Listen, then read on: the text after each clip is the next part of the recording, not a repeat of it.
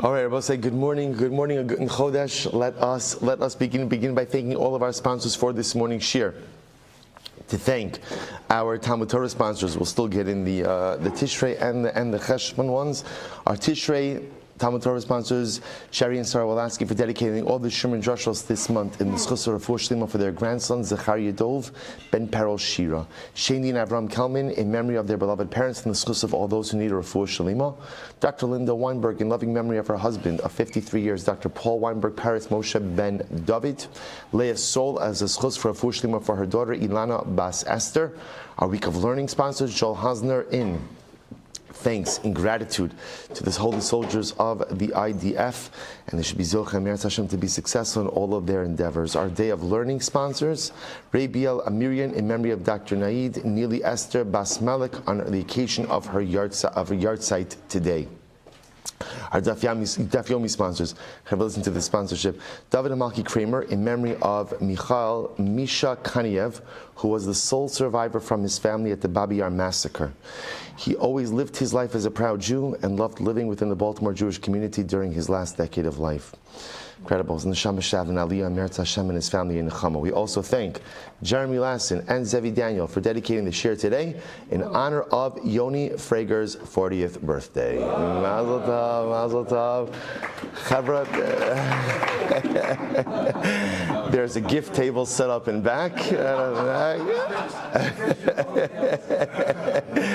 Yoni, mazel tov. First of all, I don't know if we ever gave Yoni an official welcome to the shir. That's the first thing. So it's such a schos, Baruch Hashem, to have Yoni with us every single morning. Yoni, Meretz Hashem, should be a beautiful year filled with mazel, with growth, with simcha, aliyah, ad mea ve'ersim shanim tovos. Mazel tov, mazel tov. It's good to have friends who embarrass you with things like this. Baruch Hashem. All right, I will say with that, let us begin. And of course, it goes without saying, it doesn't go as we have to say it, that we dedicate our learning in the schus of our holy soldiers of the IDF who are mamish, fighting not just for Eretz Yisrael, but fighting for all of Klal Yisrael, wherever they may be. Kadosh Baruch Hu should allow them to be successful in their missions. Kadosh Baruch Hu should allow them to come back to their families safely. We dedicate learning the schus of our brothers and sisters in Eretz Yisrael. Kadosh Baruch Hu should just give them the strength, the fortitude, the hope, and the optimism to weather this difficult chapter in Halavai. We should be Zochem Meretz Hashem, that our army, with the assistance of the Ribono Shel Olam, should be successful in all of its endeavors of crushing evil, and Halavai usher in for our people a period of shalom.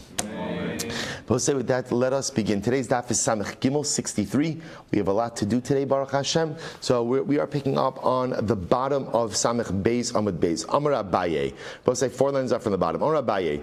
Rabbi Eliezer, Rabbi Yaakov, Rabbi Meir, Kulu Svirlu, Adam Makne Davar Shelo Bali Olam. So remember again, this was yesterday's sugya about the ability to, literally Makne means to convey ownership of, but it really means to affect transactional realities. What can you affect the transactional reality with something that is not yet in existence? And I will say, if you remember again also, even when it comes to what we call a davar shalab, I'm saying it's not in existence, there are varying degrees of that, right? There are certain things that may exist in some form but not in their full form, and then there are other things that don't exist at all. But the point the Gemara is making over here is Abaye says that all of these Rabbanim, Rabbi Elazar ben Yaakov, Rabbi Meir, all of them hold that a person could affect transactional realities with something that has not yet come into the world. A davar shalab al olam. So Rabbi Elazar ben Yaakov hadamar. So Rabbi Elazar ben Yaakov we had in yesterday's daf. That was the truma case. That was the ability to go ahead and affect truma realities, even with crops that had not yet reached the particular threshold of truma itself. Fine. So the Gemara says that Rabbi. What does Rabbi say? The Sanya, top of Samech Gimel. It was actually a fascinating Gemara.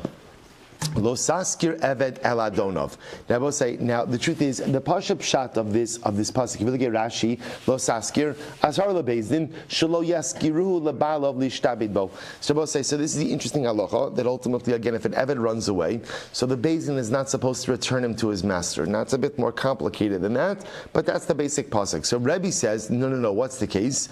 Rebbe Omer, belokeach eved almanas l'shachrero hakosov medaber. Pasuk is actually talking about someone who purchases an eved on the condition to emancipate him.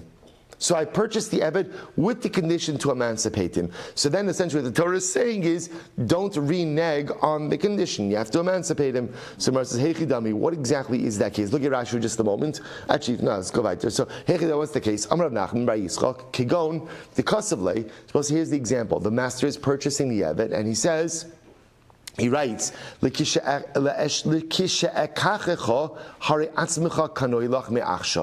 the moment I purchase you, you're retroactively acquired to yourself from this moment.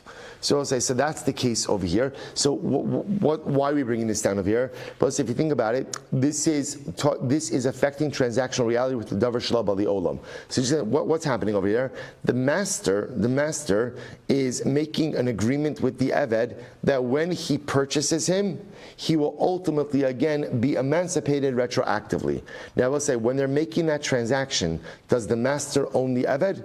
No. So essentially what he's doing is he's transacting with something that doesn't yet exist. So that's called makne davar shalab ali olam. So therefore, this is the case of Rebbe. So therefore you see from here that Rebbe holds that you can makne with davar shalab ali olam. Next, Rebbe Meir. What's Rebbe Meir's case?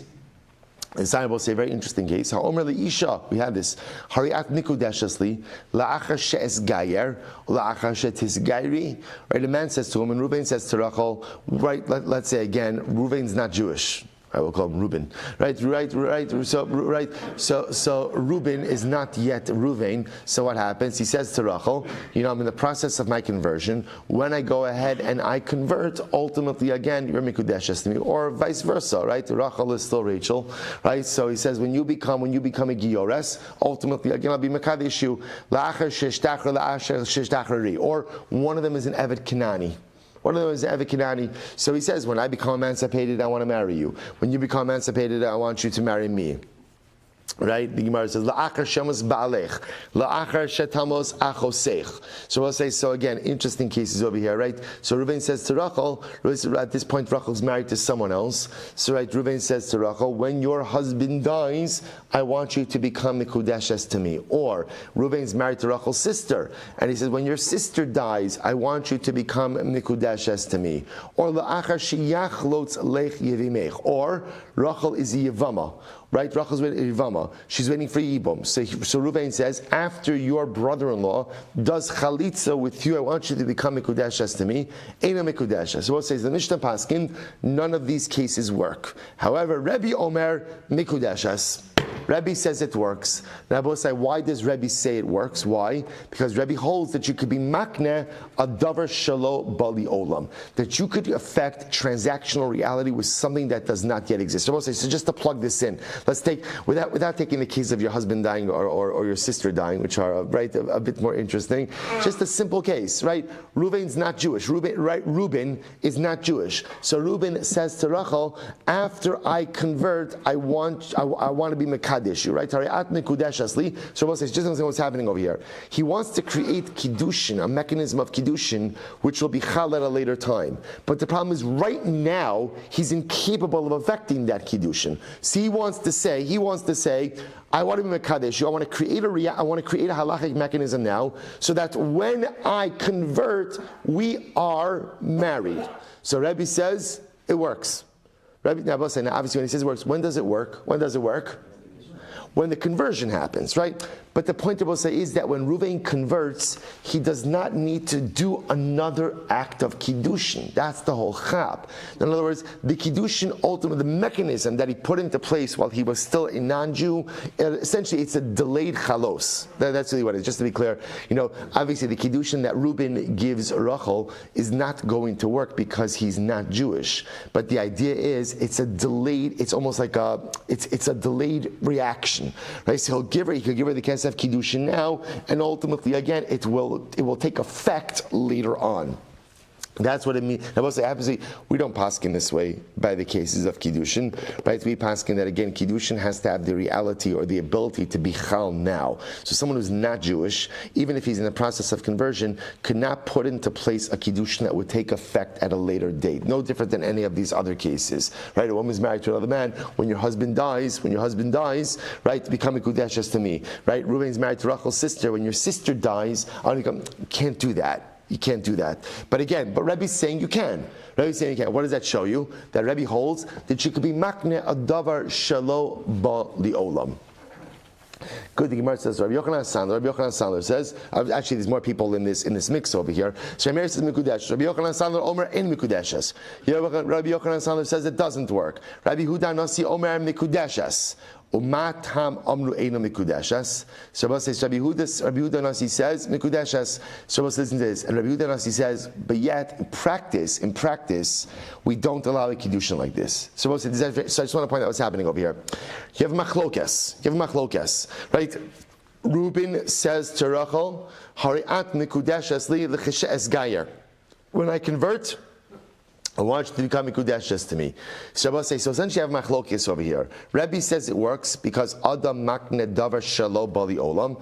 Everyone else says it doesn't work. Rabbi Huda Nasi has an interesting position. Rabbi Huda Nasi says it works, but we don't do it. Why don't we do it? Mishum Eva. Because Rabbi say it could cause animosity, right? Which case is he referring to over here? Right? What could cause animosity? Become Mikudesh to me when your husband dies, right? Or I'll become Mikudesh to me when your sister dies. So Rabbi say it could cause it, right? You think, right? Yeah, it might cause a tad of animosity, right? So therefore, again, interesting. Rabbi Huda kind of has like a hybrid position where essentially he says, Rabbi, I agree with you that Adam makne davar shelo bali olam. A person could affect transactional realities with things that do not yet exist, but lamaisa don't do it because it creates an unhealthy dynamic in your current reality. The Gemara says, well, 1 second. V'nachshov nami Rabbi Huda Nasi. So we'll say, so 1 second. Remember, how do we get into this? Abaye was going through the list of Rabbanim who hold Adam makne davar shelo bali olam, that a person could affect a transactional reality with something that does not yet exist. So who did he quote? Who's in this list? Rabbi Elazar ben Yaakov, that was a Truma case. Rebbe, that's what we just quoted over here, ultimately again by an Eved, and Rabbi Meir, we didn't get to Rabbi Meir yet, and Rebbe again, right? So what Rabbi Meir is this case over here of Davar Shelo Bali Olam, but why don't we include Rabbi Huda Nasi in that list? Because Rabbi Huda Nasi also said that Allah Chalamayis says she's Mikudeshes in this case, which is a Davar Shelo Bali Olam, to which the Gemara says, Hainu Rebbe Huda Nasi. Rebbe is also some Rebbe is Rabbi Huda Nasi. So therefore, again, he's already quoted. Fine.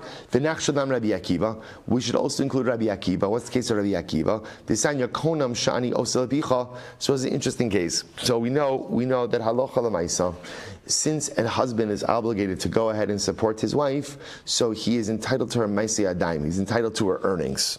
That's her earnings.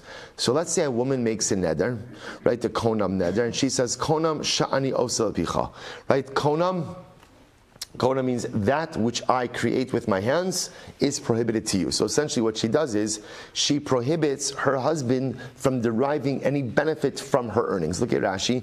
Konam is the first short line. Konam shani oselapicha. Masiyadayu lepicha kehegdish. So we'll say, so that's what a woman literally says. She's saying, my earnings, what I earn with my hands, ultimately again should be usher to you like hegdish. So what's the halacha? Ein tzarich lahafer. Ultimately, again, the husband doesn't have to annul the vow. Now, we'll say, why doesn't he have to annul it? Because remember, again, essentially, she can't make a vow prohibiting to him something that he is halachically entitled to. So therefore, the vow is irrelevant. Therefore, because the vow is irrelevant, there's no need for any type of annulment process. Rabbi Akiva says, Yafer. Rabbi Akiva says, no, he shouldn't annul it. Why? Shematadif alav yesra min haroi. Very interesting, I will say. We saw this before, we've seen this before, this concept before, that halacha l'maisa, there is a certain amount of earnings that a husband is entitled to, and then there's what's called ha'adafa. Ha'adafa means if she earns more than, technically speaking, the amount that is needed towards her support, that goes to her. Rabbi Akiva says something very interesting. Rabbi Akiva says he should annul the vow because even though the vow doesn't have an impact regarding her, we'll call her normal earnings, but additional earnings, technically speaking, she would get to keep. The vow would then devolve upon those additional earnings and preclude the husband from getting any benefit from it. Then I will say, now those extra earnings, do they exist? No, they don't exist. You know what we call that? a davar shelo bali olam. And yet Rabbi Akiva is saying, husband, you should really annul the vow, not for the primary earnings, but for potential additional earnings that don't yet exist. So you see from here that Rabbi Akiva holds that a person could go ahead and affect transactional reality with something that does not yet exist. So the Gemara says, Ha'itmar la amravuna b'rei Rav Yoshua, ba'omeres yikanshu yadai la'oseyem v'yadayim isbolim. So we'll say, so the Gemara says, that's actually not a good raya. Why? Because remember again, Rav Yeshua said, what's the case over here? Rabbi said the case is where she's saying she's being mekadesh her hands, right? Yikadshu yadai la'oseyem. So Rabbi says she's not ultimately again being makdish earnings, which could be a davar shalab ali olam. Rather, what is she being makdish? She's being makdish her hands. So I will say hands are a davar shabali. What she's saying is anything these hands produce, ultimately again should be hektish. So that's not a case of davar shalab ali olam. Hands exist, and therefore I will say it's not a raya. So the Gemara seems to say you can't necessarily include Rabbi Akiva ultimately in that case. So I will say, so bottom line, what we begin to see is that there is a fundamental machlokas about what level of transactional reality one could affect when it comes to a davar shalab, something that does not yet exist. I will say, so first of all, I just want to point out, there's not like a halacha l'maisa. When it comes to davar shalab ali olam, the ability to affect transactional realities with something that does not yet exist, there's not like one halacha that says, yes, you can do it, or no, you can't do it. It is very much a case-specific halacha. And again, every case is going to have its own nuances. Every area of halacha has its own nuances. What I will say is, for Kiddushin, it doesn't work.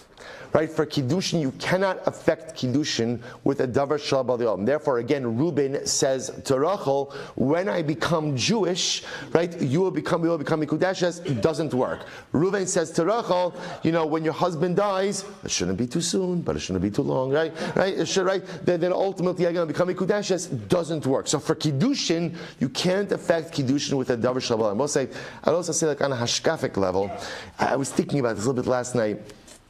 It was late when I was thinking about this. I don't know that I have it like fully thought out, but I was thinking about this idea that what's the machlokes?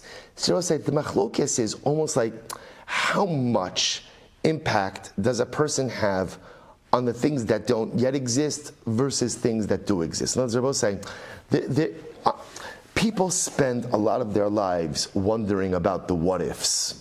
Right, the what ifs. Well, what if this? And what if that? And I'd love to embark upon this particular, you see this all the time. Person wants to do something.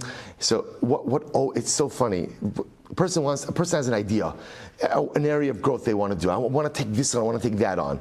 And then how do they dissuade themselves from doing it? How do they dissuade, right? What's always the line people say? I don't know if it's sustainable. I don't know if it's sustainable, right? I'd love to take this on, but I don't know if I could commit. I don't know if it's sustainable. So I'll say, so it's so interesting that so often in life, we go ahead and we dissuade ourselves from growth because of a davar shelo bali olam.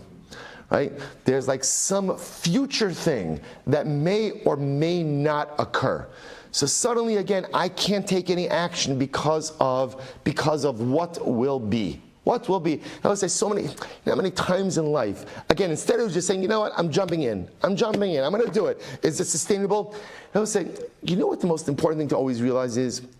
Life is not necessarily sustainable, right? In other words, I don't know what's going to happen tomorrow. I'd like to think that I have life tomorrow. I like to think, it's like, I don't know if I could sustain just my very life until tomorrow. Forget about anything else that you're involved in. So of course, again, at the end of the day, we never know what is sustainable. So that's why in life, never make your decisions based on the things shelo ba'u la'olam, that may or may not occur. But rather make your decisions on the dvarim sheba'u la'olam. Right now I'm here. I'm mentioning this because this is going around in my head a little bit. They're launching a new initiative called Yomi. Yomi, Kishmo Kenhu, one Amid a day. It starts actually tomorrow. Just mentioning it. Right? It starts tomorrow, starting in Maseches Brachas. I'll say, so like, so you think about this, oh my gosh, another Amud a day, so I'm going to be doing a blot and a half a day of Shas. What's going to be? How is this possibly sustainable? So I'll say the sustainability of things, those are dvarim shelo ba'u la'olam. What's going to happen, what's not going to happen, I don't know what's not going to happen. So I was thinking, the clock's getting earlier, maybe we do a late Ma'ariv, 20 minutes for an Amud Yomi Shir, just to get in one Amud a day. That's, again, I don't know, I'm still thinking, but it's just interesting how, this machlokes over here, should you shape realities with a davar shelo bali olam? Should you shape your reality by things that may or may not occur? Or should you shape reality with what is? That's the machlokes. Now, of course, you can't ignore what may or may not occur, right? You can't live in a vacuum just making your decisions based on the here and now. But at the same time, you can't allow unscripted realities to shape how you live your present. Sometimes you just gotta jump in. You just gotta do. You just have to accomplish. Sustainable, not sustainable, conversion, someone's gonna die. There's all these other variables. You'll deal with it as they come. I think hashkafically, the way we paskin is ein adam makne davar shelo bali olam. Hashkafically, we can't live lives based on what will or won't be. We have to craft our realities based on what is. And if something seems beautiful, if something seems great, jump in, grab it, maximize it, take advantage of it. Can I sustain it? You can't sustain anything. You can't sustain anything. So eliminate the illusion of sustainability in general. Once you eliminate that illusion, then suddenly the ability to grab all of life's opportunities becomes so much more realizable. So halacha l'maisa, it's a machlokes. Hashkafa l'maisa, ein adam makne davar shelo bali olam. Do not become paralyzed by the what-ifs of life. Maximize your reality based on what is. Says the Mishnah, ha'omer li'isha, hari'at mikudeshes li almana shadabar alecha l'shilton. Interesting case, Rabbi Shmuel. A man says to a woman, become mikudeshes to me on the condition that I speak on your behalf to the government. So Rabbi say, here what he's saying over here is that I'm gonna speak to the government, whatever. She has, I don't know, a parking ticket, I don't know, whatever. I'm gonna take care of it for you, right? I'm gonna speak to the IRS on your behalf, whatever it is. I'm gonna speak to the government. Obviously, Rabbi say, what he's providing for her is some type of favor. Right, that's what's unfolding over here. There's some type of favor. So I'm becoming Kudesh just on the condition I provide you this favor. Or becoming Kudesh on the condition I'll work for you for a day like a laborer. Right? So I will say, so again, little did he realize that that's what happens, right? Right? So he thinks he's done. Look at me, I'm doing this. Little did he realize, that's marriage, right? So again, Salamaisa, he says, so in both of these cases, what he's doing over here is he's providing a service. He's providing a service, and the service has a value. So what's the halacha? If he speaks on her behalf to the government, or or he works for her like a laborer, mikudeshes. So let's say pretty straightforward Mishnah.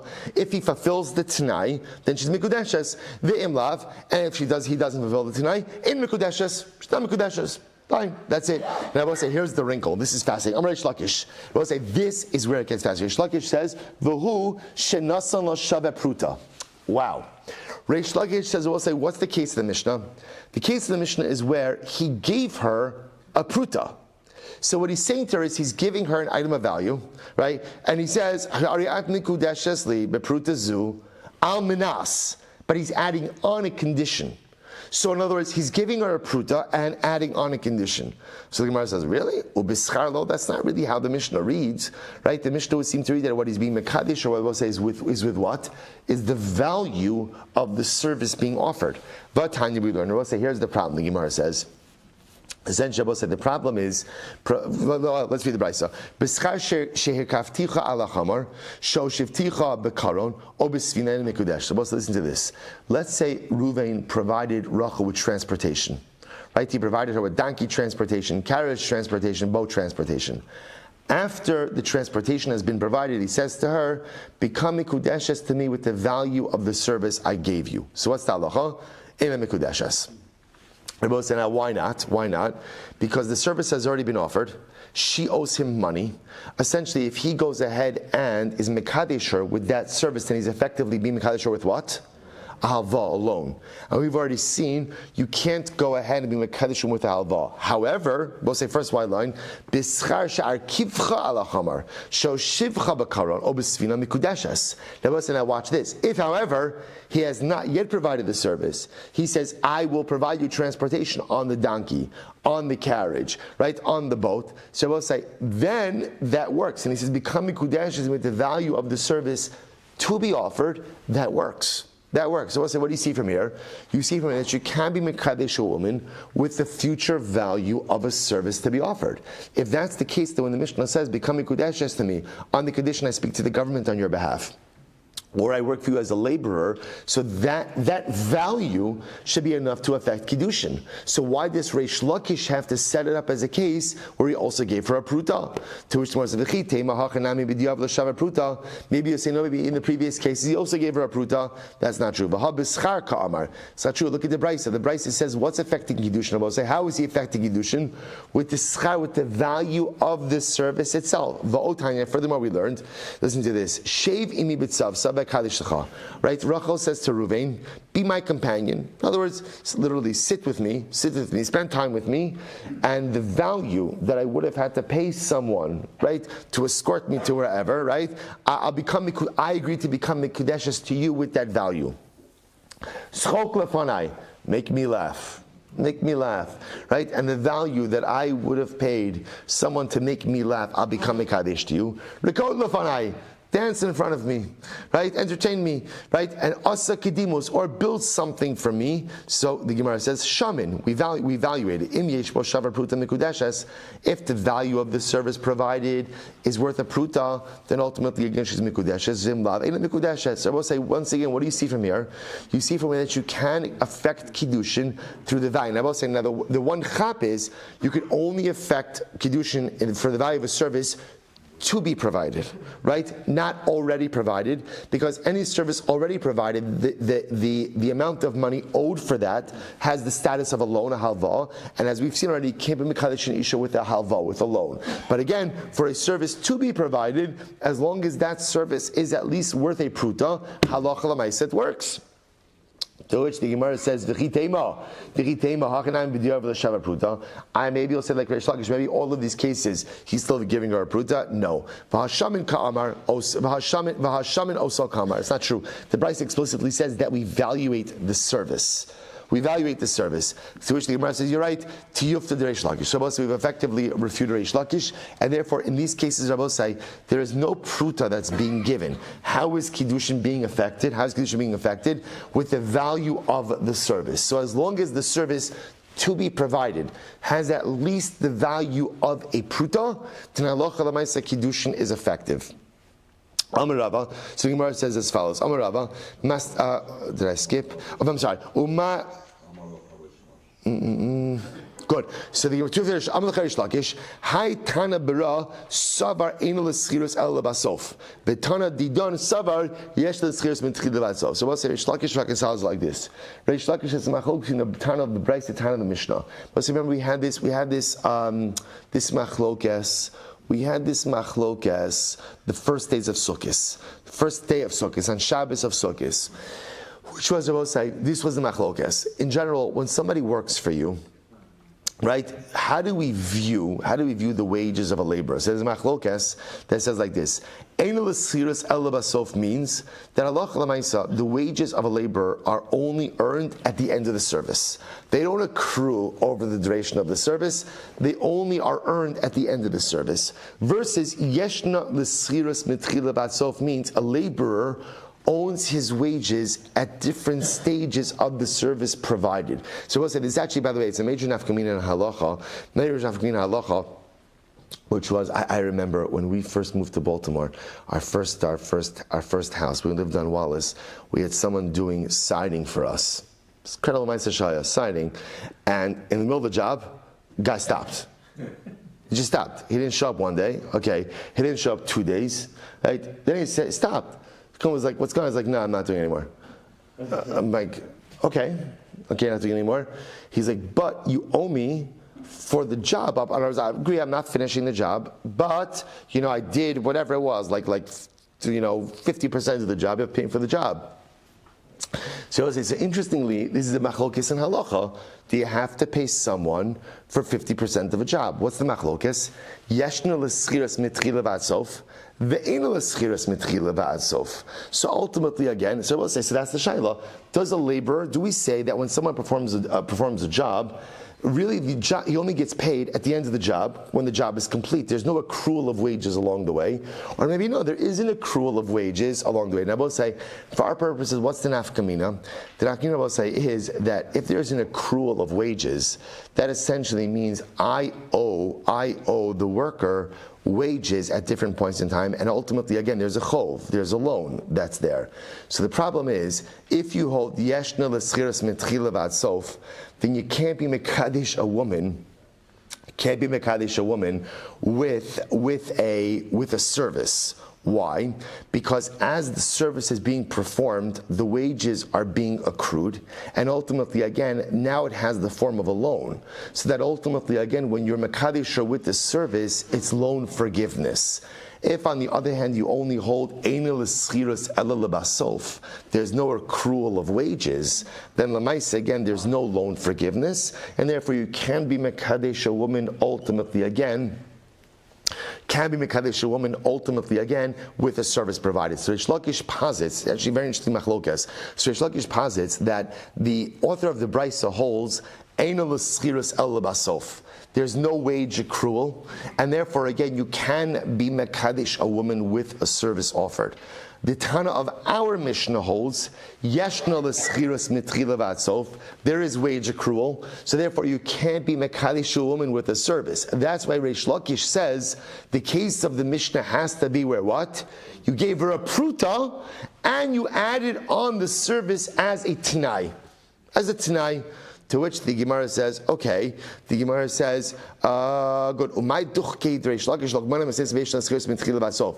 Reish Lakish, I don't understand, why do you feel compelled to set up the Mishnah that way? Like, it seems like such a stretch to set up the Mishnah that way. To which the Gemara says, I'll tell you why.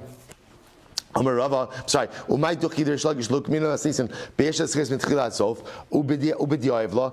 you set up our Mishnah's, the Tana of our Mishnah, saying that there is wage accrual for services offered, and therefore again it must be a case of where he gave her a prut as well?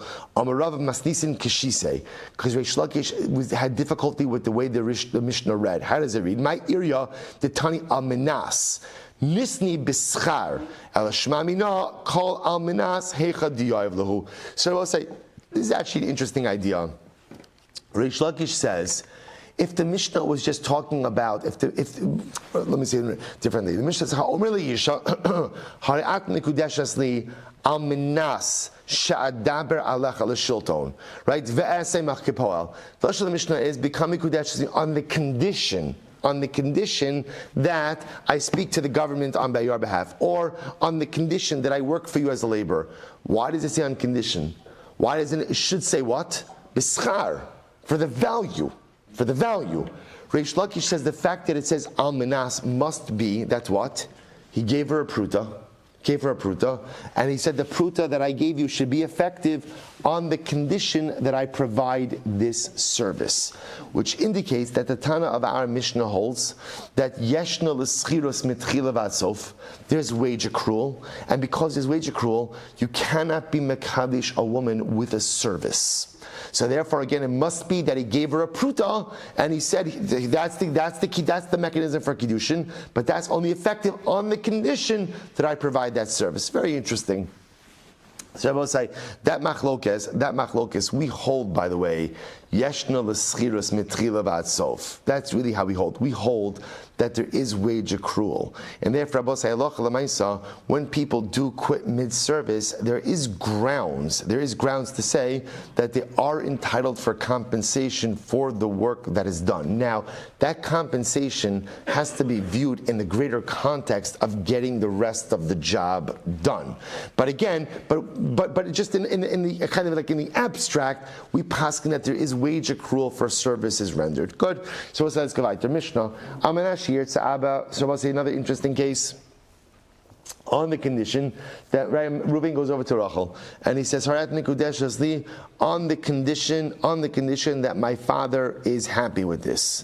So Ratza ab mikudeshes, if the father is right, Ratza, if he wants it, we'll see what that means. She's mikudeshes, v'imlav ina mikudeshes, but if not, she's not mikudeshes. So both say this is a major red flag. Just again, this is cut the umbilical cord, right? So this is right. If my father wants it, fine. If my father doesn't want it, it's not good. All right. So Gemara says, Meisa'av. What happens if the father dies? So Moses says, right, Reuben says this to Rachel, and before, I guess the father waited, in one way or the other, the father died. Ultimately, again, she's mikudeshes. Meis haben. Now watch this. So Reuben says to Rachel, "Become mikudeshes on the condition my father wants this marriage." So again, so case number one is if the father wants it, she's mikudeshes. Father doesn't want it, she's not mikudeshes. Case two, father died, mikudeshes. Case three, Reuben died. So Shabbos says, now what's the issue? If the father consents, then it turns out the Kiddushin is retroactively good, which means now that Rachel will be subject to Yibum. What do we do in this case? The Gemara's Mishnah says, we kind of coach the father to say, you don't want it. Right? Why? Coach the father to say, I didn't want this marriage. This way, again, by doing that, we'll say what happens? There was never a Kiddushin. If there was never a Kiddushin, then she is not a Shomeres Yabam. Incredible. Says the Gemara, my Amanashi Yertza. We'll say, what does it mean when we say on the condition that the father wants it? In other words, how does that Ratzah manifest itself? If it means that ultimately the father literally has to say, I consent to this marriage, here's the problem. Even says, supposed to look at the middle case of the Mishnah. Me'esav harezim mikudesh. Supposed to say, what's the halacha? If the father dies, what's the middle case number 2 in the Mishnah? Father dies. What did the Mishnah say? What's the halacha in that case? What's the halacha in that case?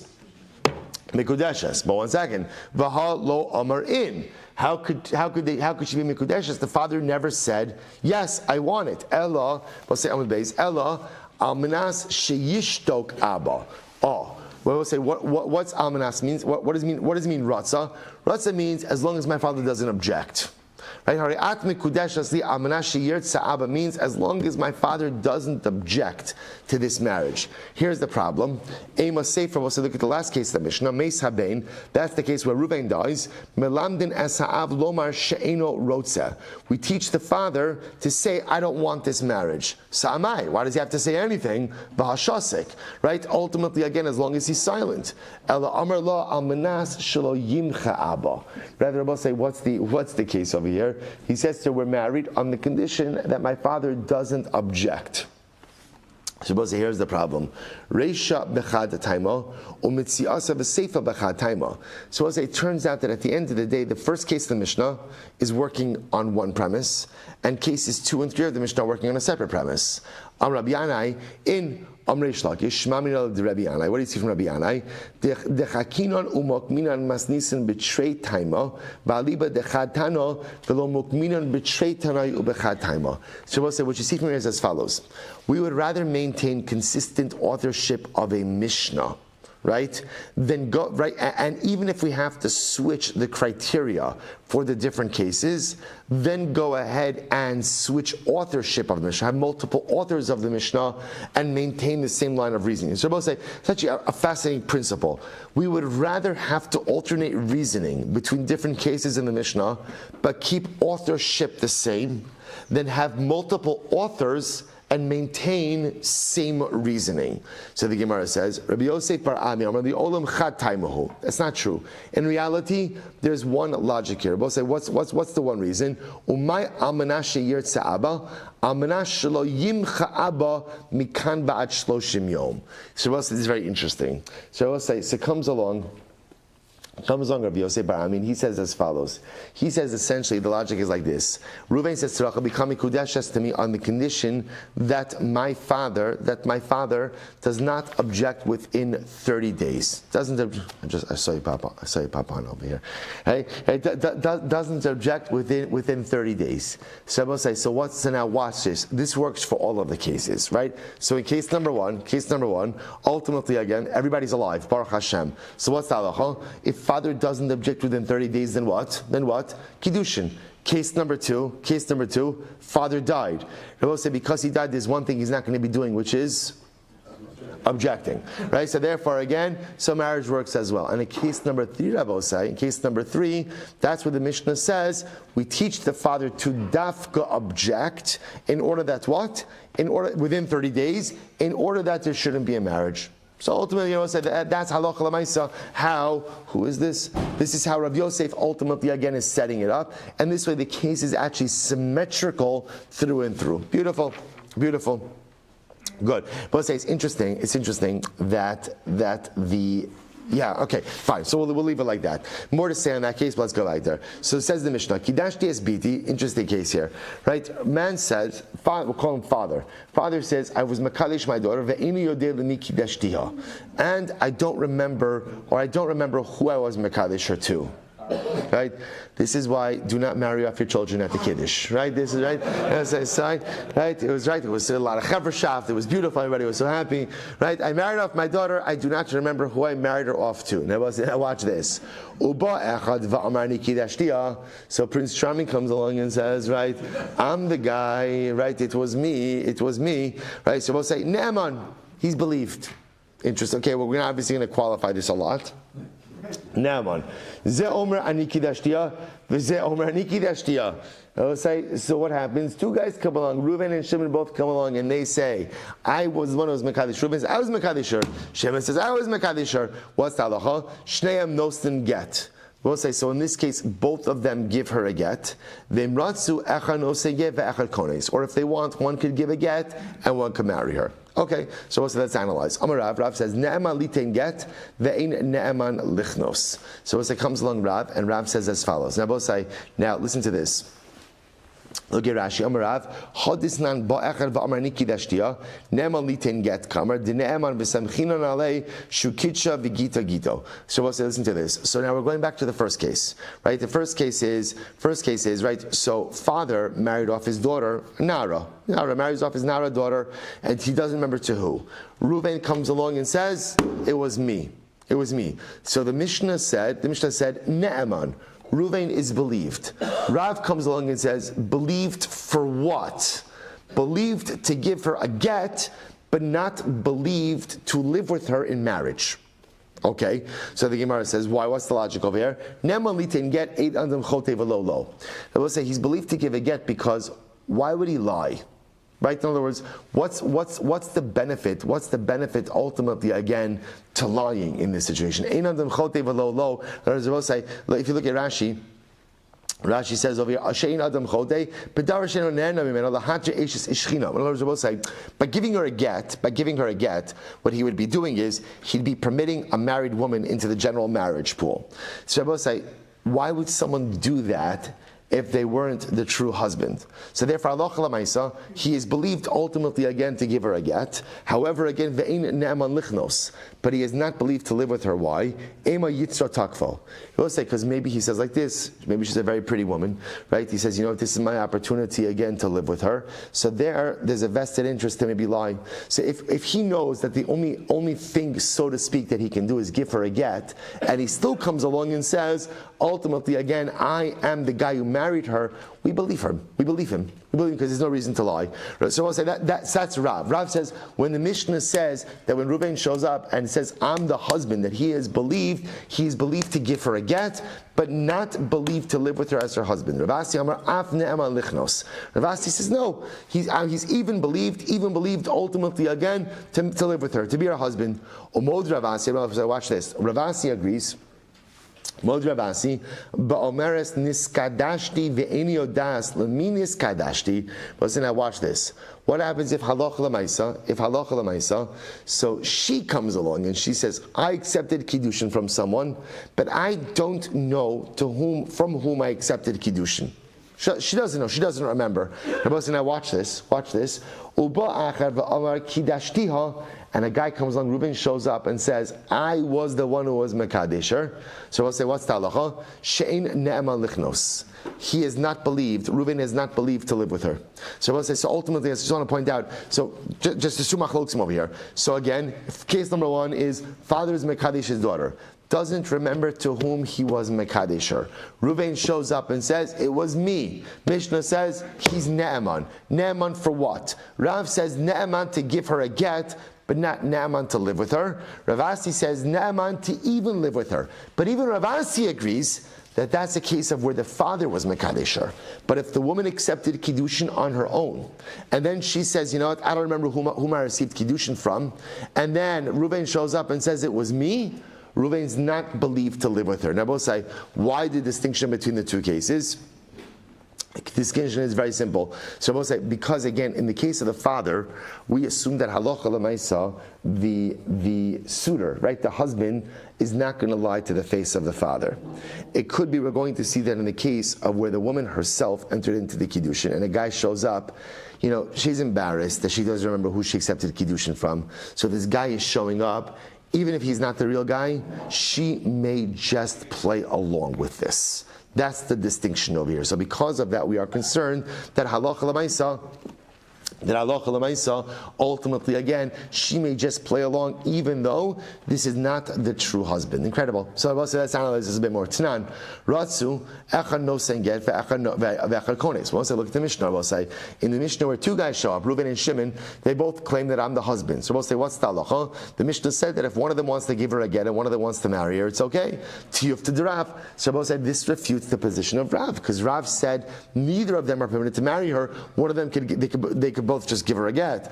In that case, it's different. Why?